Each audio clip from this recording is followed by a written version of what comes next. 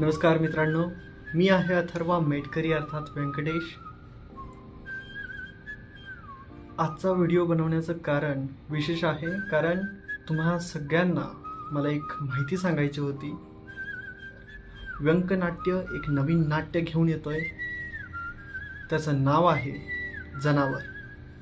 तर हे जनावर मराठी लघुनाट्य 11 डिसेंबर 2024 पासून आपल्या कृष्णाई एम्पायर या अधिकृत यूट्यूब चॅनेलवरती उपलब्ध राहील. त्यासाठी मित्रांनो, फक्त आणि फक्त कृष्णाई एम्पायर या अधिकृत यूट्यूब चॅनेलला सबस्क्राईब करा आणि जनावर हे मराठी लघुनाट्य पाहायला विसरू नका.